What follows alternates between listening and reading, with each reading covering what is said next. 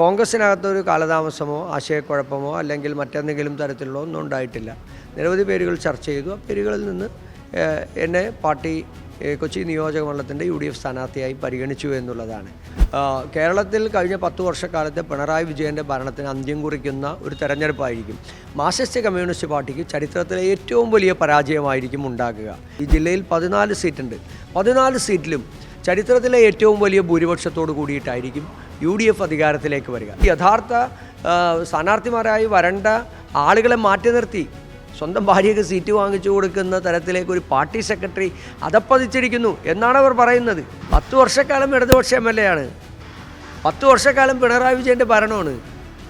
ഈ ആശുപത്രികൾ നിങ്ങളൊന്ന് പോയി നോക്കാം. ഒരു മാറ്റമില്ല ഈ ആശുപത്രികളിൽ. ജനങ്ങൾക്ക് വളരെ കൃത്യമായ ബോധ്യമുണ്ട്. ഈ സർക്കാർ പരാജയമാണ്, സമസ്ത മേഖലകളിലും പരാജയമാണ്. അതിനെതിരായിട്ടുള്ള പ്രതിരോധമായിരിക്കും ഈ തെരഞ്ഞെടുപ്പിൽ ജനങ്ങൾ സൃഷ്ടിക്കുക.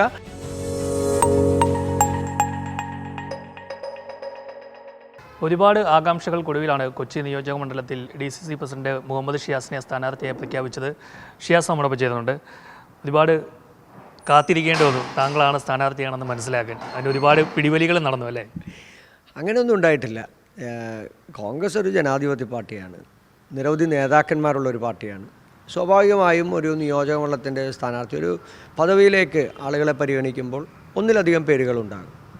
ആ ഒന്നിലധികം പേരുകളിൽ നിന്ന് ഒരാളെ തിരഞ്ഞെടുക്കാനുണ്ടാകുന്ന ചെറിയൊരു കാലതാമസം ഉണ്ടായി എന്നുള്ളത് മാത്രമേ ഉള്ളൂ. മുൻകാലങ്ങളിൽ ഇതുപോലെ ഈ അനന്തമായി ഒന്നും നീണ്ടുപോയില്ല. വളരെ കൃത്യമായി കേരളത്തിലും അതുപോലെ തന്നെ ഡൽഹിയിലും കോൺഗ്രസ് ഹൈക്കമാൻഡും കൃത്യമായ യോഗം ചേർന്ന് സ്ഥാനാർത്ഥിമാരെ തീരുമാനിച്ചു. ഈ തെരഞ്ഞെടുപ്പിൽ കാണേണ്ടത് നോമിനേഷൻ പ്രോസസ്സിനുള്ള സമയം പോലും നൽകാത്തൊരു തെരഞ്ഞെടുപ്പാണ്. നമ്മളാരും അത് കാര്യമായി ചർച്ച ചെയ്യാത്തൊരു തെരഞ്ഞെടുപ്പാണ്. ഇന്ത്യയിൽ ആദ്യമായിട്ടാണ് ഇത്തരത്തിലുള്ള നടപടികളെല്ലാം ഉണ്ടാകുന്നത്. ഒരു തെരഞ്ഞെടുപ്പിൻ്റെ നോമിനേഷൻ പ്രോസസ്സിനിടയ്ക്ക് കിട്ടുന്ന 6-7 ദിവസങ്ങളിൽ 3-4 ദിവസം അവധിയാണ്. ബാക്കിയുള്ള ദിവസങ്ങളിൽ മാത്രമേ നോമിനേഷൻ കൊടുക്കാൻ പോലുള്ള സൗകര്യങ്ങളുള്ളൂ. അപ്പോൾ നമ്മുടെ ഒരു ജനാധിപത്യ പ്രക്രിയയിൽ അതിന് നേതൃത്വം കൊടുക്കുന്ന രാഷ്ട്രീയ പാർട്ടികൾക്കോ വ്യക്തികൾക്കോ അവർക്ക് സൗകര്യപ്രദമായ രീതിയിൽ സമയം കൊടുക്കുക എന്നുള്ളത് ഭരണഘടന അനുസൃതമായിട്ടുള്ള ഒന്നാണ്. അതുപോലും ഇവിടെ ലംഘിക്കപ്പെടുന്ന ഒരു സാഹചര്യമാണ്.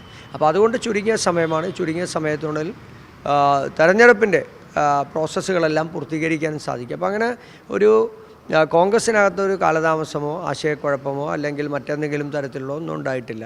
നിരവധി പേരുകൾ ചർച്ച ചെയ്തു. ആ പേരുകളിൽ നിന്ന് എന്നെ പാർട്ടി കൊച്ചി നിയോജകമണ്ഡലത്തിൻ്റെ UDF സ്ഥാനാർത്ഥിയായി പരിഗണിച്ചു എന്നുള്ളതാണ്. അപ്പോൾ തീർച്ചയായും കോൺഗ്രസിനകത്ത് അങ്ങനെ പരിഗണിക്കപ്പെടാൻ നിരവധി ആളുകളുണ്ട്. അപ്പോൾ ഒരാൾ വരുമ്പോൾ ആർക്ക് കൂടുതൽ ഉത്തരവാദിത്വമാണ്.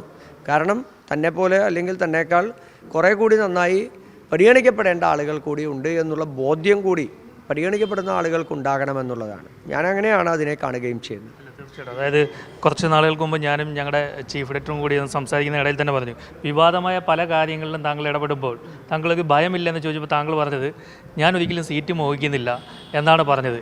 അപ്പോൾ ഇതെങ്ങനെ താങ്കളിലേക്ക് എത്തിച്ചേർന്നു? അല്ല, പല ഘടകങ്ങളാണല്ലോ. സ്വാഭാവികമായും പ്രവർത്തനത്തിൻ്റെ മാനദണ്ഡം, ജനങ്ങളുമായിട്ടുള്ള ബന്ധം, ജനങ്ങൾക്കിടയിലുള്ള സ്വീകാര്യത, പൊതുവിഷയങ്ങളിലെ ഇടപെടൽ, അത്തരത്തിലുള്ള കാര്യങ്ങളിലൊക്കെ ഒരു DCC പ്രസിഡന്റ് എന്നുള്ള രീതിയിലും അല്ലെങ്കിൽ യൂത്ത് കോൺഗ്രസിലൂടെയും KSUലൂടെയും കടന്നു വന്ന ഒരു രാഷ്ട്രീയ പ്രവർത്തകൻ എന്നുള്ള രീതിയിൽ ഞങ്ങളൊക്കെ നടത്തിയ പ്രവർത്തനങ്ങൾ തന്നെയാണ് അത്തരത്തിലുള്ള തിരഞ്ഞെടുക്കപ്പെടുന്നതിനുള്ള ഒരു മാനദണ്ഡം എന്നാണ്. സീറ്റ് മോഹിക്കാതെ തന്നെയാണ് താങ്കളിലേക്ക് എത്തിച്ചേർന്നത്. തീർച്ചയായിട്ടും അത്തരത്തിലുള്ള മാനദണ്ഡം മാത്രമാണ് പരിഗണിക്കപ്പെടുക എന്നുള്ളത്. തീർച്ചയായും അതുതന്നെയാണ്. ഇപ്പോൾ പരിഗണിക്കപ്പെട്ട പേരുകളിൽ ഞങ്ങളോടൊപ്പം വിദ്യാർത്ഥി യുവജന രാഷ്ട്രീയ രംഗത്ത് സജീവമായിരുന്ന മനോജ് മൂത്തേടൻ, അതുപോലെ ഞങ്ങളുടെ ജൂനിയറായിട്ടുള്ള ദീപക് ജോയ്, ഞങ്ങളുടെ തൊട്ട് സീനിയറായിട്ടുള്ള ടോണി ചമ്മണി, അങ്ങനെ ചെറുപ്പക്കാരായിട്ടുള്ള നിരവധി ആളുകളാണ് സ്ഥാനാർത്ഥിമാരായി വന്നത്.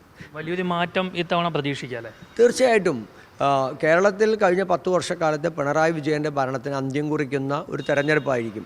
മാർക്സിസ്റ്റ് കമ്മ്യൂണിസ്റ്റ് പാർട്ടിക്ക് ചരിത്രത്തിലെ ഏറ്റവും വലിയ പരാജയമായിരിക്കും ഉണ്ടാകുക. കമ്മ്യൂണിസ്റ്റ് പാർട്ടിയെ സ്നേഹിക്കുന്ന യഥാർത്ഥ കമ്മ്യൂണിസ്റ്റുകാരായിട്ടുള്ള ആളുകൾ ഇന്ന് കോൺഗ്രസിനോടൊപ്പമാണ്, ഇന്ന് UDFിനോടൊപ്പമാണ് അവർ. കാരണം അവരുടെ ശൈലിയും അവരുടെ ഇക്കാലം അത്രയും പ്രവർത്തിച്ച പ്രവർത്തന രീതിയും ഇന്ന് മുന്നോട്ട് കൊണ്ടുപോകുന്നത് കോൺഗ്രസ്സാണ്. കോൺഗ്രസ് ആ ലെഫ്റ്റിൻ്റെ യഥാർത്ഥ ശൈലിയിലാണ് കോൺഗ്രസ് പ്രവർത്തിക്കുകയും ചിന്തിക്കുകയും സംസാരിക്കുകയും ചെയ്യുന്നത്. അപ്പോൾ അത് ജനങ്ങൾക്ക് ആ സ്വീകാര്യത കോൺഗ്രസിനോടുണ്ട്. അപ്പോൾ അതുകൊണ്ട് ചരിത്രത്തിലെ ഏറ്റവും വലിയ പരാജയമാണ് മാർക്സിസ്റ്റ് കമ്മ്യൂണിസ്റ്റ് പാർട്ടിക്കും ഇടതുപക്ഷത്തിനും ഉണ്ടാകുക. ഈ ജില്ലയിൽ 14 സീറ്റുണ്ട്.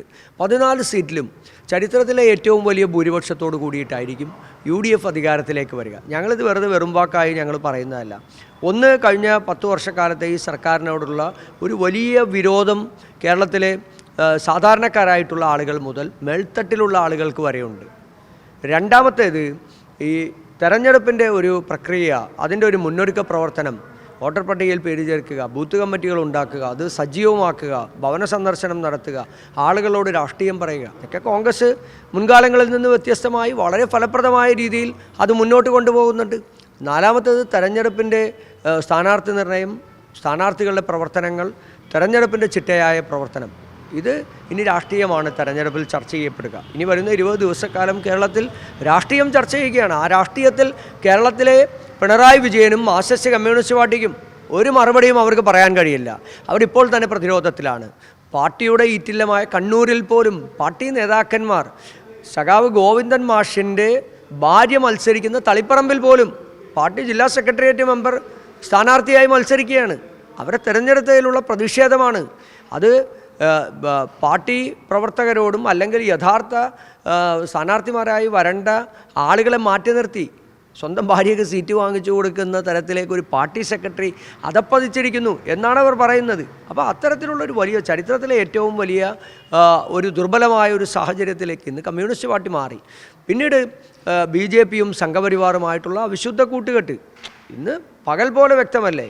സീറ്റുകളിൽ BJP നേതാക്കന്മാർ തന്നെ പറവൂരിൽ വന്ന് പ്രസംഗിക്കുകയാണ്. പ്രതിപക്ഷ നേതാവ് VD സതീശനെ തോൽപ്പിക്കണം, BJPക്കാർ, RSSകാർ, നിങ്ങൾ CPMന് വോട്ട് ചെയ്യണം എന്ന് പരസ്യമായി പ്രസംഗിക്കുകയും സോഷ്യൽ മീഡിയയിൽ അതിനുള്ള പ്രചരണം നടത്തുകയും ചെയ്യുകയാണ്. എത്ര പേരാണ്? ഒരു നേതാവല്ല, നിരവധി നേതാക്കന്മാർ. അപ്പോൾ അവരുടെ ചിന്ത അതാണ്. അപ്പോൾ അവർ CPMും BJPയുമായി ഉണ്ടാക്കുന്ന അവിശുദ്ധ ബാന്ധവം, ആ ബാന്ധവം കൊണ്ടൊന്നും ഈ തെരഞ്ഞെടുപ്പിൽ ജയിക്കാമെന്നുള്ള വ്യാമോഹമൊന്നും അവർക്ക് ഉണ്ടാകേണ്ടതില്ല. ഈ തെരഞ്ഞെടുപ്പിൽ അവർ ദയനീയ പരാജയമായിരിക്കും. UDF ചരിത്രത്തിലെ ഏറ്റവും വലിയ ഭൂരിപക്ഷത്തോടു കൂടി കേരളത്തിൽ അധികാരത്തിലേക്ക് വരും. സമരരംഗത്ത് ഒരുപാട് തിളങ്ങി നിന്നാണ് താങ്കൾ. ഒരുപാട് ജനങ്ങൾക്ക് വേണ്ടിയിട്ടാണെങ്കിൽ പ്രവർത്തകർക്ക് വേണ്ടിയിട്ടുള്ള ഒരുപാട് സമരങ്ങളിൽ അടിമേടിക്കുകയും അങ്ങോട്ട് കൊടുക്കുകയും ഒക്കെ ചെയ്യുന്നുണ്ടായിരുന്നു. അപ്പോൾ ആ ഒരു പോരാട്ടം, ആ ഒരു വീര്യം കൊച്ചിയിലെ ജനങ്ങൾക്ക് വേണ്ടിയിട്ട് താങ്കൾ ചെയ്തു കൊടുക്കും? അല്ല, തീർച്ചയായും. കൊച്ചിയെ സംബന്ധിച്ചിടത്തോളം കൊച്ചി നമ്മുടെ സംസ്ഥാനത്തെ അല്ലെങ്കിൽ നമ്മുടെ രാജ്യത്തിൻ്റെ ഏറ്റവും പ്രധാനപ്പെട്ട ഒരു നഗരമാണ്. ഈ നഗരം എന്ന് പറയുന്നത് ലോകത്തറിയപ്പെടുന്ന ഒരു നഗരമാണ് കൊച്ചി. ഒരു പൈതൃക പാരമ്പര്യമുള്ള ഒരു നഗരമാണ്. പ്രത്യേകിച്ചും ഫോർട്ട് കൊച്ചി പോലുള്ള പ്രദേശം, നമ്മുടെ കടൽ തീരം, നമ്മുടെ പെരുമ, ഇതൊക്കെ അത് സ്വാഭാവികമായും അത് നിലനിർത്തുക, അതിൻ്റെ ഒരു മെസ്സേജ് പുതിയ തലമുറയ്ക്ക് പകർന്നു നൽകുക. അതിനപ്പുറത്ത് ഈ നഗരത്തിൽ ജീവിക്കുന്ന സാധാരണക്കാരും പാവപ്പെട്ടവരുമായിട്ടുള്ള ആളുകളുടെ പ്രശ്നങ്ങൾക്കൊരു പരിഹാരമുണ്ടാക്കുക എന്നുള്ളത് കൂടി ഏറ്റവും പരമപ്രധാനമായിട്ടുള്ള ഒന്നാണ്. കൊച്ചിയെ സംബന്ധിച്ചിടത്തോളം ജനനിബിഡമായിട്ടുള്ള ഒരു പ്രദേശമാണ്. ചെറിയ സ്ഥലത്ത് വലിയ ആളുകൾ കൂട്ടത്തോടെ താമസിക്കുന്ന ഒരു പ്രദേശമാണ്. ജനസാന്ദ്രത കൂടുതലുള്ള ഒരു പ്രദേശമാണ്. അതിനപ്പുറത്ത് ഈ നാടിൻ്റെ ഏറ്റവും പ്രധാനപ്പെട്ട പ്രശ്നം കുടിവെള്ളം. വെള്ളം കിട്ടാതെ വലയുന്ന ആളുകൾ നമുക്ക് എത്ര പേര്, ഞാൻ ഈ നടക്കുന്നതിനിടയ്ക്ക് തന്നെ ചുരുങ്ങിയ ദിവസങ്ങൾ കൊണ്ട്, അല്ലെങ്കിൽ ഞാൻ കഴിഞ്ഞ കുറേ നാളുകളായി ഇവിടെ കുടിവെള്ള പ്രശ്നത്തിൻ്റെ എത്രയോ സമരങ്ങളാണ് നടന്നത്. അതിനൊരു പരിഹാരം കാണാനുള്ള ഹ്രസ്വകാല ദീർഘകാല അടിസ്ഥാനത്തിലുള്ളൊരു പദ്ധതി കഴിഞ്ഞ 10 വർഷക്കാലം ഈ സർക്കാരിൻ്റെ ജനപ്രതിനിധിയായിരുന്ന ഒരു MLAക്ക് ഇല്ല എന്ന് പറയുമ്പോൾ പിന്നെ എന്തിനാണ് ഇവരൊക്കെ തിരഞ്ഞെടുക്ക് വരുന്നത്? ജനങ്ങൾ എന്തിനാണ് ഇവരെ തിരഞ്ഞെടുത്തയക്കുന്നത്? എന്തിനാണ്? ജനങ്ങൾക്ക് അതിനകത്ത് ഒരു കൃത്യമായ മറുപടി വേണം. ഈ തെരഞ്ഞെടുപ്പിൽ അത് ജനങ്ങൾ ആവശ്യപ്പെടുന്നുണ്ട്. കുടിവെള്ള പ്രശ്നം, ഇവിടുത്തെ ആശുപത്രികൾ, സർക്കാർ ആശുപത്രികൾ, ഫോർട്ട് കൊച്ചിയിലും മട്ടാഞ്ചേരിയിലും കരുവേലിപ്പടിയിലും ഒക്കെയുള്ള ആശുപത്രികളിൽ നമ്മൾ ചെന്നാൽ നമുക്ക് സങ്കടം തോന്നിപ്പോവും. കാരണം ഏറ്റവും സാധാരണക്കാരായിട്ടുള്ള 10,000-കണക്കിന് ആളുകൾ താമസിക്കുന്ന ഒരു സ്ഥലമാണ്. പ്രത്യേകിച്ചും തീരദേശമായതുകൊണ്ട് മത്സ്യത്തൊഴിലാളികളായിട്ടുള്ള ആളുകൾ, അതിൻ്റെ വിപണനം നടത്തി ജീവിക്കുന്ന എത്രയോ ആയിരക്കണക്കിന് കുടുംബങ്ങളുണ്ട്. അവരെ സംബന്ധിച്ചിടത്തോളം അവർക്കൊരു വലിയ അസുഖം വന്നാൽ, അല്ലെങ്കിൽ ഒരു ചെറിയൊരു അസുഖം വന്നാൽ അവർക്ക് സർക്കാർ ആശുപത്രികളാണ് ആശ്രയിക്കേണ്ടി വരിക. സ്വാഭാവികമായും അവിടെ ചെല്ലുമ്പോൾ അവിടെ മരുന്നില്ല, ഡോക്ടർമാരില്ല, അവർക്കൊരു സർജറി നടത്താനുള്ളൊരു സൗകര്യമില്ല, അല്ലെങ്കിൽ അവർക്കൊരു മതിയായ ചികിത്സ ലഭിക്കുന്നില്ല എന്ന് പറയുമ്പോൾ പിന്നെ എന്തിനാണ് ഇവരിൽ നിന്ന് ഇത്രയധികം നികുതി വാങ്ങുക? എന്തിനാണ് ഇവരോട് അനാവശ്യമായ രീതിയിലുള്ള വാഗ്ദാനങ്ങൾ എന്തിനാണ് MLA-യും സർക്കാരൊക്കെ കൊടുക്കുന്നത്? ഇടതുപക്ഷ MLA ആണ്, ഇടതുപക്ഷമായിരുന്നു ഭരിച്ചുകൊണ്ടിരുന്നത്. 10 വർഷക്കാലം ഇടതുപക്ഷ MLA ആണ്, 10 വർഷക്കാലം പിണറായി വിജയൻ്റെ ഭരണമാണ്. ഈ ആശുപത്രികൾ നിങ്ങളൊന്ന് പോയി നോക്കാം, ഒരു മാറ്റമില്ല ഈ ആശുപത്രികളിൽ. അപ്പോൾ പട്ടാഞ്ചേരിയിലെ സ്ത്രീകൾക്കും കുട്ടികൾക്കുമുള്ള റഫറൽ യൂണിറ്റാണ് അവിടെ ഉള്ളത് ആശുപത്രി.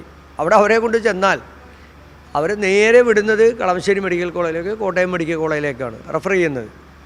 അപ്പോൾ ഒരു സർജറി പോലും നടത്താൻ, ഒരു പ്രസവത്തിന് ഒരാൾ ചെന്നാൽ ആ പ്രസവം പോലും നടത്താനുള്ളൊരു സൗകര്യമില്ല.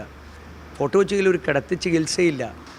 MP-യുടെ ഫണ്ട് കൊടുക്കാമെന്ന് പറഞ്ഞാൽ അത് വേണ്ട, ഞങ്ങൾ സർക്കാരിൻ്റെ ഫണ്ട് വാങ്ങിച്ച് ചെയ്തോളാം, പാർലമെൻറ്റ് മെമ്പർ കോൺഗ്രസ് ആയതുകൊണ്ട്, ഹൈബീഡനായതുകൊണ്ട് ഞങ്ങൾക്ക് ആ ഫണ്ട് വേണ്ട എന്ന് പറയുന്ന ഒരു MLA ആണ്. പാവപ്പെട്ടവന് ചികിത്സ കൊടുക്കാൻ, പാവപ്പെട്ടവന് അതിനു വേണ്ടിയിട്ടുള്ള ഒരു സഹായം ഒരു പാർലമെൻറ്റ് അംഗത്തിൻ്റെ അദ്ദേഹത്തിൻ്റെ സർക്കാർ കൊടുക്കുന്ന തുകയിൽ നിന്ന് ചെയ്യാൻ അത് അദ്ദേഹം തയ്യാറാകുമ്പോൾ എന്തിനാ അതിനൊക്കെ രാഷ്ട്രീയം കണ്ട് അതില്ലാതെയാക്കുന്നത്? എന്തിനാ? അതില്ലാതെയായി പോകുന്നത് പാവപ്പെട്ടവനാണ്, സാധാരണക്കാരനാണ്.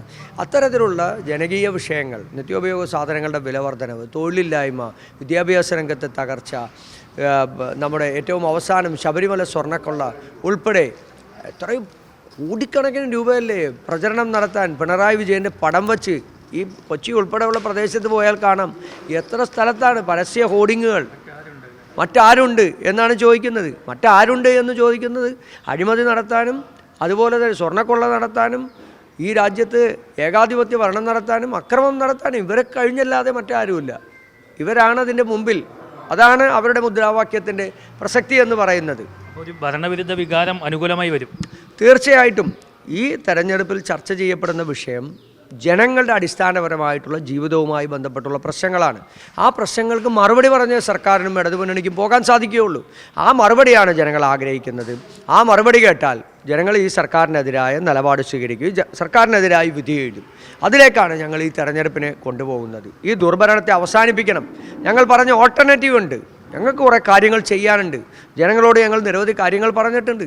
ആ നിരവധി കാര്യങ്ങൾ, ഓൾട്ടർനേറ്റീവായിട്ടുള്ള കാര്യങ്ങൾ, നമ്മുടെ ഖജനാവ് നിറയ്ക്കുന്ന കാര്യങ്ങൾ, സാമൂഹിക സുരക്ഷിതത്വ പദ്ധതികൾ കുറേ കൂടി സജീവമായി ചെയ്യേണ്ട കാര്യങ്ങൾ, പുതിയ തലമുറയ്ക്ക് തൊഴിൽ ഉൾപ്പെടെയുള്ള കാര്യങ്ങളിൽ കൊടുക്കേണ്ട സംരക്ഷണം, അങ്ങനെ നിരവധിയായിട്ടുള്ള കാര്യങ്ങളുണ്ട്. ജനങ്ങൾക്ക് വേണ്ടിയിട്ടുള്ള പുതിയ പദ്ധതികൾ. അപ്പം അങ്ങനെ കേരളത്തെ സംബന്ധിച്ചിടത്തോളം നമുക്കൊരു നവയുഗത്തിലേക്ക്, ഒരു പുതിയ കാലഘട്ടത്തിലേക്ക് കേരളത്തെ കൊണ്ടുപോകാൻ ലോകത്തിൻ്റെ മാറ്റങ്ങൾക്കനുസൃതമായി നമ്മുടെ നാടും മാറുക എന്നുള്ളത് പരമപ്രധാനമായിട്ടുള്ള ഒന്നാണ്. അങ്ങനെ ചിന്തിക്കുന്ന ഒരു ഭരണാധികാരി ഇല്ലാതെ പോയതാണ് നമ്മുടെ നഷ്ടമെന്ന് പറയുന്നത്. കേരളത്തിന് ഇനി ആ നഷ്ടം ഉണ്ടാകാൻ പാടില്ല. നമുക്ക് അങ്ങനെ ചിന്തിക്കുന്ന ആളുകൾ വരണം, അതിനുവേണ്ടി പ്രവർത്തിക്കുന്ന ആളുകൾ വരണം, അതിനുവേണ്ടി പറയുന്ന ആളുകൾ വരണം. അതാണ് ഈ തെരഞ്ഞെടുപ്പിൻ്റെ പ്രത്യേകത. ജനങ്ങൾക്ക് നൽകുന്ന വാഗ്ദാനം എന്താണ്? അല്ല, ഞങ്ങൾ ഈ തെരഞ്ഞെടുപ്പുമായി ബന്ധപ്പെട്ട് കോൺഗ്രസിൻ്റെ UDF-ൻ്റെ ജാഥയിൽ ഞങ്ങൾ പ്രകടന പത്രികയിൽ വളരെ കൃത്യമായി പറഞ്ഞിട്ടുണ്ട്. സാമൂഹിക സുരക്ഷിതത്വ പെൻഷൻ ഉൾപ്പെടെയുള്ള കാര്യങ്ങളുടെ വർധനവ് അപ്പോൾ കൊടുക്കുന്നത് 2000 രൂപയാണ്. അത് 3000 രൂപയാക്കി ഞങ്ങളത് ഉയർത്തും. അത് കൊടുക്കാൻ ഏത് രീതിയിലാണ് നമ്മളത് കൊടുക്കുക? എവിടെ നിന്നാണ് അതിന് ഫണ്ട് കണ്ടെത്തുക?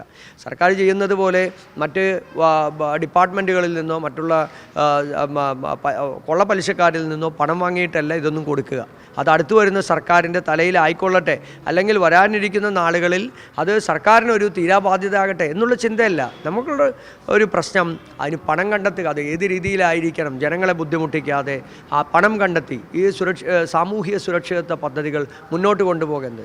കോളേജിൽ പഠിക്കുന്ന പെൺകുട്ടികൾക്ക് 1000 രൂപ പ്രതിമാസം. അപ്പോൾ അങ്ങനെ കൊടുക്കുമ്പോൾ ആ കുട്ടികൾക്ക് അതൊരു വലിയ ആശ്വാസമാണ്. അങ്ങനെ ആ കുട്ടികൾക്ക് പ്രതിവർഷം കൊടുക്കേണ്ട ആ പണം, അതുപോലെ തന്നെ സ്ത്രീകൾക്കുള്ള ബസ് കൺസെഷൻ, ട്രാൻസ്പോർട്ട് ബസ്സിലുള്ള കൺസെഷൻ, അങ്ങനെ സർക്കാരുമായി ബന്ധപ്പെട്ടുള്ള കാര്യങ്ങളിൽ കൃത്യമായ ഇടപെടൽ ഉണ്ടാകണം.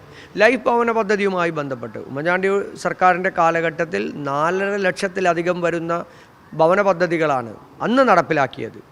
പിന്നീട് വന്ന 10 വർഷക്കാലത്തെ പിണറായി വിജയൻ്റെ സർക്കാരിൽ അതേ വീടുകൾ മാത്രമാണ് കൊടുക്കാൻ കഴിഞ്ഞുള്ളൂ. 5 വർഷക്കാലം ഉമ്മൻചാണ്ടി ചെയ്തത് 10 വർഷക്കാലം പിണറായി വിജയന് വേണ്ടി വന്നു എന്നുള്ളതാണ്. അപ്പം അത് കേരളത്തിലെ ജനങ്ങളെ സംബന്ധിച്ചിടത്തോളം ആശാവഹമായിട്ടുള്ള ഒന്നല്ല, വാഗ്ദാനങ്ങളല്ല. നമുക്ക് കുറേയധികം പദ്ധതികളുണ്ട്. നമ്മുടെ പ്രകൃതിയെ ചൂഷണം ചെയ്യാതെ, നമ്മുടെ കാലാവസ്ഥയ്ക്ക് അനുസൃതമായി, നമ്മുടെ നാടിൻ്റെ പരിസ്ഥിതിക്ക് അനുസൃതമായി നിരവധി പദ്ധതികൾ ഉണ്ടാകണം. ആ പദ്ധതികളിൽ സർക്കാരിൻ്റെയും നമ്മുടെ ആളുകളുടെയും പങ്കാളിത്തം ഉണ്ടാകണം. ആ പങ്കാളിത്തത്തെ സംബന്ധിച്ചിടത്തോളം അത് വിജയത്തിലേക്ക് എത്തുകയും വേണം. അത് നാടിന് ഉപകരിക്കണം. ഈ രീതിയിലുള്ള ഒരു കൺസെപ്റ്റ് നമുക്ക് എപ്പോഴും ഉണ്ടാകണം. വ്യവസായ രംഗത്ത് 3.5 ലക്ഷത്തിലധികം വരുന്ന സംരംഭങ്ങൾ ഉണ്ടായി എന്ന് പറയുമ്പോൾ കേരളം ഇന്ന് വ്യവസായങ്ങൾ അടച്ചുപൂട്ടുകയാണ്. പൊതുമേഖലാ വ്യവസായങ്ങളെല്ലാം അടച്ചുപൂട്ടുകയാണ്. എല്ലാ വ്യവസായങ്ങളും അടച്ചുപൂട്ടുകയാണ്. അതുമാത്രമല്ല, പുതിയ സംരംഭങ്ങളിൽ ഇല്ലാതെ പോകുന്നു. ഇപ്പോൾ എന്താണ് കേന്ദ്ര സർക്കാർ, ഇപ്പോൾ യുദ്ധം നടക്കുന്നതുകൊണ്ട് ഇന്ന് ഗ്യാസില്ല. എത്ര ഹോട്ടലുകളാണ് പൂട്ടിക്കിടക്കുന്നത്, എത്ര ആയിരം ആളുകളുടെ തൊഴിലാണ് നഷ്ടപ്പെട്ടത്, എത്ര കുടുംബം പട്ടിണിയിലായി, എത്ര അധികം ആളുകൾ ബുദ്ധിമുട്ടുന്നതുകൊണ്ട്. അപ്പോൾ ഇതിനൊക്കെ ആരാണ് പരിഹാരം? ഭരിക്കുന്ന ഭരണാധികാരികളാണ് ഇതിൻ്റെ കുറ്റക്കാരെന്ന് പറയുന്നത്. അവരെ സംബന്ധിച്ചിടത്തോളം ഒരു നാടിന് റിസർവ് ചെയ്യേണ്ട കാര്യങ്ങൾ അത് ചെയ്യാനും അല്ലെങ്കിൽ ദീർഘവീക്ഷണത്തോടു കൂടി ഇന്നിന്ന കാര്യങ്ങൾ പദ്ധതികൾ കൊണ്ടുവന്ന് നടപ്പിലാക്കാനും ഭരണാധികാരികൾക്ക് കഴിഞ്ഞില്ലെങ്കിൽ അത് അവരുടെ വീഴ്ചയാണ്, ജനങ്ങളുടെ വീഴ്ചയല്ല. തിരഞ്ഞെടുക്കപ്പെടുന്ന ജനങ്ങൾ തിരഞ്ഞെടുപ്പിൽ നൽകുന്ന വാഗ്ദാനങ്ങളുടെ പുറകെ, ഈ പറയുന്ന കിറ്റിൻ്റെ പുറകെയും ഈ പറയുന്ന സാമൂഹിക സുരക്ഷിതത്വ പെൻഷൻ 400-ഉം 200-ഉം ഒക്കെ കൂട്ടിക്കൊടുക്കുമ്പോൾ അതിൻ്റെ പുറകെ വരും എന്നുള്ള പ്രതീക്ഷയോട് കൂടിയിട്ടാണ് പോകുന്നതെങ്കിൽ ഈ തെരഞ്ഞെടുപ്പിൽ അതൊന്നും ഉണ്ടാകാൻ പോകുന്നില്ല. ജനങ്ങൾക്ക് വളരെ കൃത്യമായ ബോധ്യമുണ്ട്. ഈ സർക്കാർ പരാജയമാണ്, സമസ്ത മേഖലകളിലും പരാജയമാണ്. അതിനെതിരായിട്ടുള്ള പ്രതിരോധമായിരിക്കും ഈ തെരഞ്ഞെടുപ്പിൽ ജനങ്ങൾ സൃഷ്ടിക്കുക. അതിന് ഓൾട്ടർനേറ്റീവായിട്ടുള്ള പദ്ധതികൾ കോൺഗ്രസിനുണ്ട്, UDF-നുണ്ട്. അത് ചെയ്യാൻ കാര്യപ്രാപ്തിയുള്ള നേതാക്കന്മാർ കോൺഗ്രസിലും UDF-ലുമുണ്ട് എന്നുള്ള വിശ്വാസം ജനങ്ങൾക്കുണ്ട്. അതുകൊണ്ടാണ് തദ്ദേശ തെരഞ്ഞെടുപ്പിലടക്കം കേരളത്തിൽ കോൺഗ്രസിനും UDF-നും ചരിത്രത്തിലെ ഏറ്റവും വലിയ വിജയം ജനങ്ങൾ സമ്മാനിച്ചത്.